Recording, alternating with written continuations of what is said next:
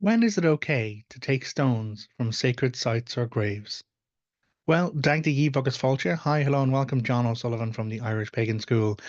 And this is a question I wasn't really sure I would need to answer, but I suppose some perspective is needed. And I have been asked specifically by people in the internet to provide some perspective. So thank you very much for thinking of us. Thank you very much for tagging me in the comments, etc.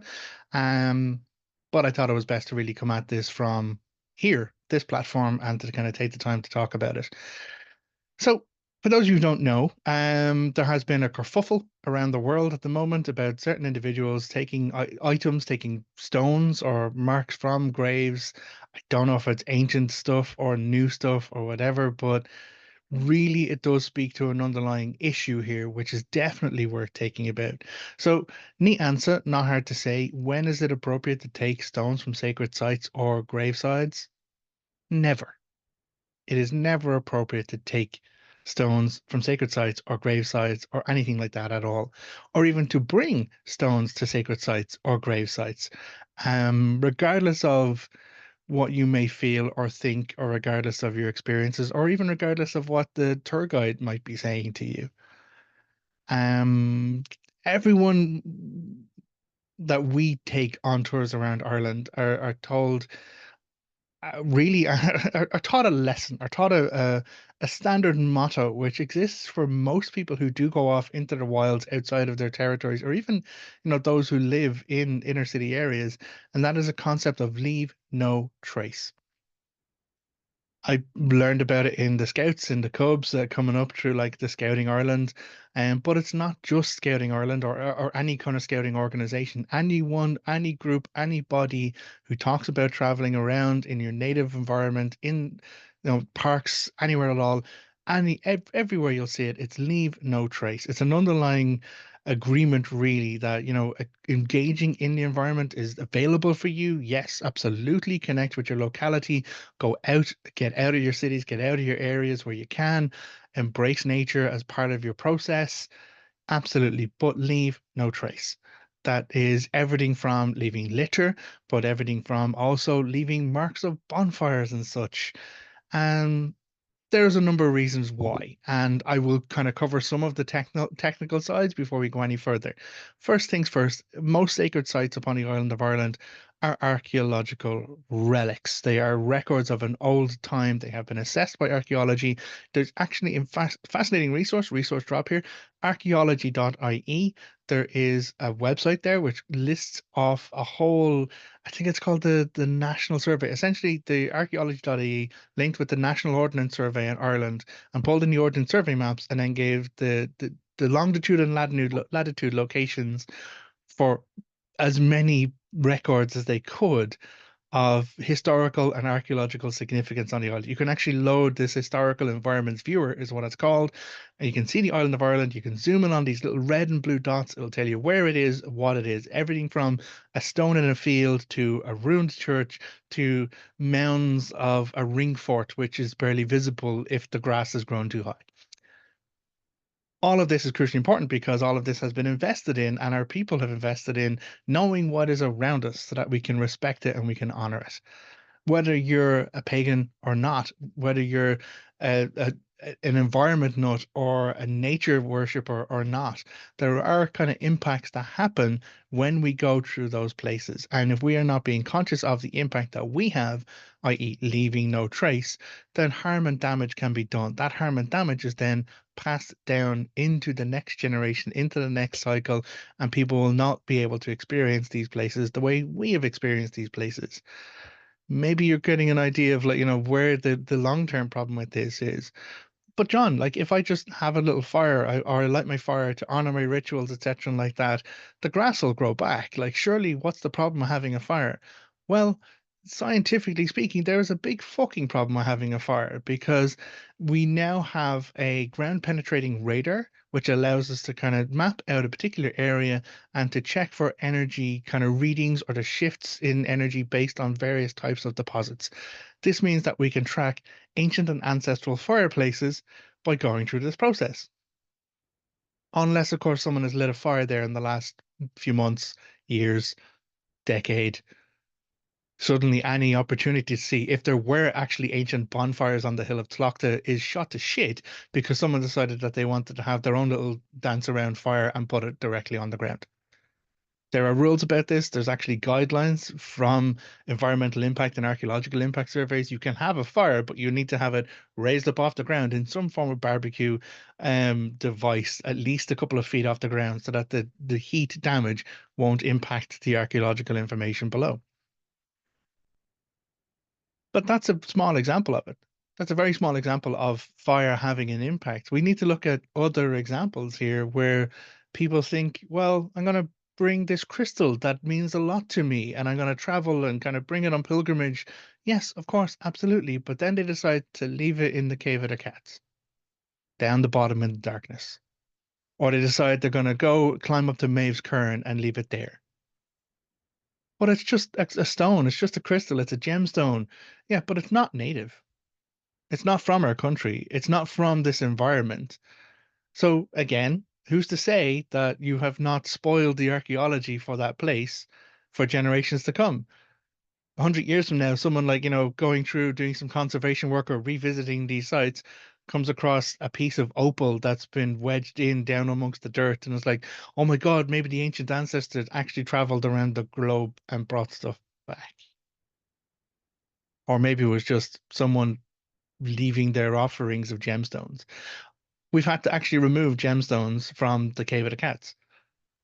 We've had people kind of leaving markers down there, trying to insert themselves into history and completely overruling or overwriting the existing environment. People lighting candles down in the Cave of the Cats and then leaving their candle waste behind. Engage in your processes, absolutely. Come on pilgrimage to these sites, absolutely. Follow your spiritual path, absolutely. But leave no trace. The important part should be that you are engaging in your growth for you. The thing you take away with you is the memories and the experiences of your growth. Do you need to have that particular rock taken from Maeve's Cairn? No, I don't think you do. Oh yeah, but it's just one person. It's just one stone. How many people visited Ireland last year? Tourists coming from outside the country? 9 million. It's brilliant. It's amazing. We're delighted. It's fantastic that so many people around the world want to come and visit my small island here. But even if like 1% of those people decided, well, I'm going to take this stone home with me. How many people is that? That's still 900,000 stones that have gone from Ireland in that one year. 900,000 stones taken away. Oh, it's just my personal memento, it's just my practice. Or people going the opposite way, and it's like, oh no, I'm going to bring this, native granite from where I grew up or whatever, and bring that over. I'm going to place that in amongst the mound of Maeve's stones, and I'm helping make Maeve's Cairn bigger. No, you're not. You're changing and shifting and altering all of the information around it and energetically altering it too if you follow a pagan pathway. Because it's not just like the environmental impact of people going out for a few beers and not thinking about and leaving their trash behind. Pagan pilgrimage does actually have an impact if they're not consciously managing about it. The people who go down into the Cave of the Cats and leave their crystals behind, they're not people they are people coming on pilgrimage. They are people coming seeking a spiritual connection, speaking a moment of growth. That's not someone who's like, oh well, I'm just going to go for a trip around Ireland and like I'll just these gemstones fell out of my pocket by mistake. But my gods, guides, and guardians told me. But I checked with the tour guide. I asked for permission and I was told it was okay. Okay, if you're asking me for permission, it's not fucking okay. All of this comes down to one single word, which hopefully is all understand at this particular point. Entitlement. Entitlement. People feel entitled to take something from another place and claim it as theirs. People feel entitled to put things from other places down and claim that they have done service or done great things. The mentality that goes behind that is one of disrespect, appropriation, cultural supremacy. There's a whole number of ways to put it and to talk about it, but it's really down to entitlement. Who the feck are any of these people to think that they can take from a sacred site or a grave site or anything else at all? Or who the feck do you think you are coming and leaving stuff that's not part of that environment as it is? Now, there are cultural expressions, there are traditions that exist in certain areas, but I've literally seen trees torn in half by the burden of people's ill-conceived ideas around spirituality and practices. Hawthorn trees on the edge of the top of Tara. Actually, I've got a couple of things to talk about. Um, it is a rant. I'm aware of my energy. I don't feel there's a problem with this level of energy when I'm talking and educating about what is actually harm and damage done upon our island. So when we look at it, I've literally seen trees torn in half because people have turned up and tied fucking non-disposable stuff to the tree. It then rains. The rainwater gets on those things, gets soaked. What happens to a piece of fabric when it's covered in rain? It gets heavier. Okay, but it's only one person's blessing. It's only one person's thing. No, it's one person who's left their piece on the tree, which has been caused another person to leave something on the tree, which caused another person to leave something on the tree until the rain comes in. All of that gets a shit ton fucking heavier and tears the tree in half. I was there on the Hill of Tara that day and I came up to it, and there were people, conservationists who look after that area in Tara, removing stuff again from these trees. And I talked to the guy and I was like, I can't fucking believe this. And he's like, yeah, would you believe it even worse? Just a few months back, we took 2 tons of rubbish off this tree. They had already removed a whole lot of trash that had been put on the tree a few months beforehand. And because something was seen dangling, because someone left coins there, I've seen people shove coins into a living tree thinking it's a blessing, thinking it's a gift to the fairies. Fucking metal. You are poisoning the tree. All because they want to have their special little moment.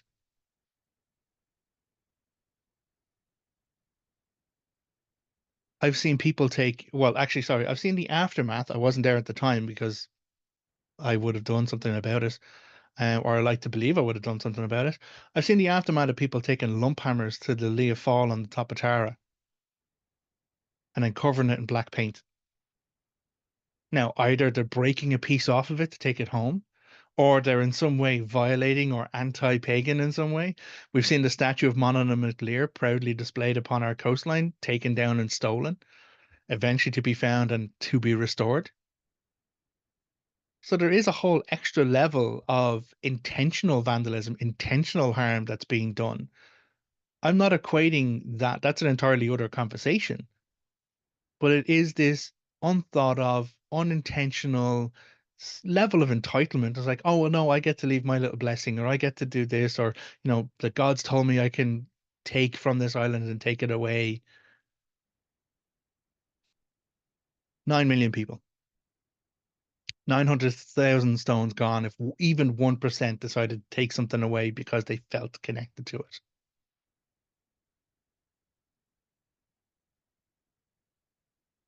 They're supposed to be pagans. One of the cornerstones of paganism is a reverence for nature, is a connection with the environment around us. And that's not just hugging a tree. That's not just standing out under a full moon or doing, like, performances, or engaging with storms and rains. That is taking the literal trash off the environment around you. That is climbing into the ditch and taking away the bags of rubbish or the cans that people have leaving behind. I have literally pulled 2 black bags off the Hill of Tara, including a full fucking tent with broken poles that someone decided to leave there in the space of an hour. It wasn't a big cleanup mission. I was literally there myself to take a walk around for my own growth and for my own engagement with the landscape. And I came away with 2 black sacks full of absolute trash and garbage left by other people and a fucking tent. Entitlement. Short-term thinking. Thinking that we are the culmination of our own desire and our own story, that we are the main character, that we're the hero in the narrative. And forgoing the fact that we are part of a bigger thing. We are a small fraction. We are 80 years, 80 to 90 years, if you're lucky, of existence in millennia long habitation on our planet of our species. You get 90 years if you're lucky. So who the fuck are you to take something away in your 90-year slot and deny that to every other 90 years that comes after you? Every other individual, even if they're born the day that you do it, that's no longer there for their 90 years. Even if someone comes up the next day after you do it, they don't get to experience things the way it was because someone has taken the feeling upon themselves, the entitled decision to shift and change things just because they felt like it, or they got special permission from a tour guide, or their gods told them to. Take a step back. Take a step back from those moments. Ask yourself, is it my gods or is it my own ego and my own want? And if it is my gods, well, why the fuck are my gods telling me to take away something from a location and deny it to everyone else for generations to come? Maybe it's less about you getting a special little pet rock and more about them testing you to see if you have the cop on of a broader, greater perspective outside of yourself. But who am I to say?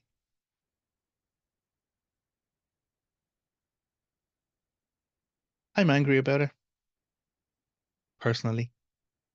As a tour guide on my island, I stand against it every single fucking time. And people ask me, but what can I do? What can I do? I was okay, well, leave no trace. Don't leave something that won't biodegrade. Buy flowers if you want to leave offerings. They will biodegrade. They will add something to the environment, but not flowers that are non-native. How do I get native flowers? I don't know.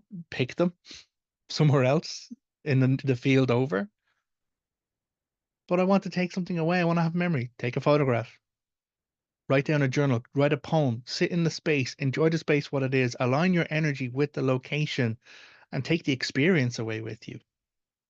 Take the perspective away with you. Take the moment of growth away with you. All of that is much more fucking valuable than a piece of stone because all of that will serve you for the rest of your life, as opposed to a piece of stone that may go on an altar for a while. Yeah, may be remembered for a while, but eventually, when you pass on from your 90 years, will be thrown out because it's a piece of stone. Or you might tell your kids about it and they might think it's cool and they'll put it in a drawer. If you're really, really lucky, they might bury you with it. Or you could have left it where it was, understanding that it's not about the stuff, it's about the experience. It's not about the physical, it's about the metaphysical. It's about outside of ourselves. It's about the growth that we go beyond our mortal form and limitations. Yeah, I'm upset about it. I'm hurt about it. And I don't stand for it. This also includes offerings of alcohol. I've seen people pour spirits all over native monuments here in Ireland. Spirits. Oh no, it's a bottle of whiskey, like, I'm offering it to the gods. Okay, well pour it on the ground near it. Or don't pour it at all. Drink it and offer the energy of the experience. Because what you do goes into the ground. I'm gonna take this whiskey and I'm gonna pour it all over this rock. You know that's gonna damage the rock. It's an acidic alcohol. If it's a limestone, sandstone elements to the rock, they will react chemically with it. You are scarring it. Oh, but it's imperceptible. Oh, but okay, but what if, 1% of the people who came on tour did the same thing? 900,000 people spilling 900,000 bottles of alcohol over this one rock. Do you think it's going to be there long? You can actually look up the impact that humans have on physical stone, on rocks. It's fascinating. There is I think it's a castle down in Cork, or maybe it's in the University College grounds. I'm not quite sure. But there's a bust of a lady, one of the Lord's ladies who was in the place, and there was a tradition of kind of touching her cheek for luck, touching her cheek for blessings. that was said. So you'd touch the stone and you'd have your blessing on it, or you'd this idea of it. Of all the rocks in there, when you walk into that, her cheek is polished fucking smooth. You'd swear it was obsidian glass. It's that level of polished smooth. And that's from thousands and thousands of hands over hundreds of years rubbing this one spot on a fucking stone. The oils, the abrasions, everything. Don't negate the impact that we, our individual selves, have because we are part of a collective, and what we do and what we see and what we put forward carries on beyond us, which can be great. We can preserve these things. We can preserve the knowledge. We can preserve the experience so that generations down, it will still be there to inform our cultural practices, to inform our spiritual practices. Or we can take it away one stone at a time until there's nothing fucking left but a story, a faded memory of, oh, well, there used to be a mound of stones on top of that mountain for Queen fucking Maeve. Leave no trace. The value is in the experience, the value is in the growth, the value is in how you journey and what you gain, the knowledge, the memories, the shifts in your energy you do. It's not the little pocket rock you take home with you or the things you leave behind. Because someone like me has to come up and clean up after you. I always will. I don't begrudge it. I get frustrated. As I said, a literal fucking tent off the hill of Tara. And it wasn't near the entrance. I had to drag that fucking thing from the back bottom end of it.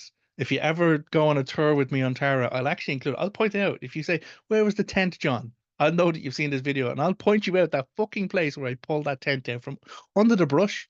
It wasn't sitting in a thing. Someone had smashed up the tent and just fucked it in under a hedge.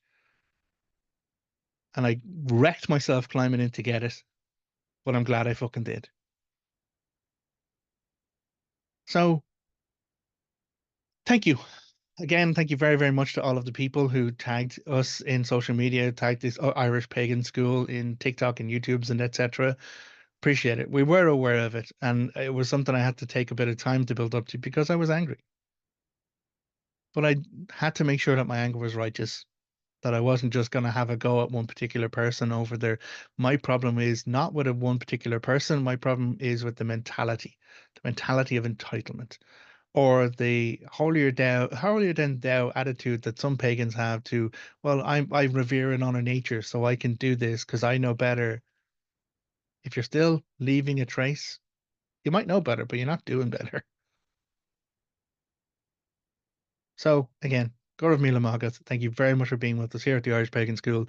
If you'd like to know more about what we teach at the school, go to irishpagan.school/free. There's a year's worth of free resources. Pick up books, pick up learnings, take even a free fucking class. There's a whole full classes there that are free for you to take. And then when you're ready to dive deeper and to know more, we have loads of different ways that you can do so. Everything from like pagan practice, spiritual practice, magic practice, into history, archaeology, cultural history, women's studies. Like there's a whole lot of stuff at our school, and we're delighted and proud of everyone who teaches at it. And that's why we do it, because we want it to be better. We want to leave something that exists beyond ourselves and that shifts and changes the attitudes and the perspectives so that everyone will have something beyond the moment that is my God's willing 90 years or more of existence. So until next time, look after yourself. Take care. Agus Slán. Goodbye.